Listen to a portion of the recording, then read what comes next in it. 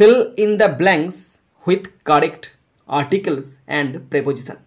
এই টপিকটা মাধ্যমিক 2026 পরীক্ষার সাজেশন। এছাড়াও তোমরা যারা ক্লাস 1 2 3 4 5 6 7 8 9 10 11 12 ক্লাসে পড়ছো বা যারা বিভিন্ন রকম চাকরির পরীক্ষার প্রিপারেশন নিচ্ছ তাদের জন্য এই টপিকটা হট ইম্পর্টেন্ট টপিক। আলোচনা করতে চলেছি 86 dash rainbow is made dash 7 colours. Dash rainbow, the rainbow.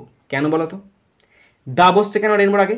Rainbow একটি নির্দিষ্ট এবং পরিচিত প্রাকৃতিক বস্তু যেটা বিশ্বে একটি আছে। রেনবো বিভিন্নভাবে বিভিন্ন সময় উঠতে পারে, কিন্তু রেনবো তো এর মানুষ যেন একটি নির্দিষ্ট প্রাণী, তেমনি রেনবো এই রেনবোটা নির্দিষ্ট পরিচিত বস্তু, তাই তার আগে দা বসে গেল। Made dash 7 colour, made of 7 colour. কেন মেডের পর অফ বসছে? মেডের পর অফ বসে, আবার মেডের পর ফ্রম বসে। কেন অফ বসছে? রামধনু 7টা রং দিয়ে তৈরি। এই 7টা রং মিলেমিশে একাকার হয়ে যায় না।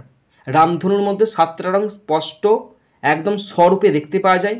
7টা রং নিয়ে গঠিত হলেও 7টি রঙকে বিদ্যমান থাকে, তাই এখানে মেড অফ বসছে। মানে রামধনুকে যদি ভাঙা হয় 7টা রং পাওয়া যাবে, মানে 7টা রং গুলিয়ে মিশিয়ে একাকার হয়ে যায়নি।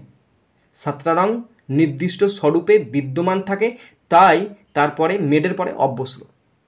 ইট ইজ সিন, এটাকে দেখতে পাওয়া যায় ইন দ্য স্কাই, আকাশে ড্যাশ রেন আফটার রেন। বৃষ্টির পরে আকাশে রামধনু দেখতে পাওয়া যায়। এবছর তো আমি একটাও রামধনু দেখতে পাইনি। ওকে, তাহলে the rainbow is made of 7 colour, it is seen in the sky after rain. বৃষ্টির পরে দেখতে পাওয়া যায়। Next 87 according dash Mahabharata. অ্যাকর্ডিংয়ের পর সবসময় টু বসে। অ্যাকর্ডিংয়ের পর সবসময় টু বসে।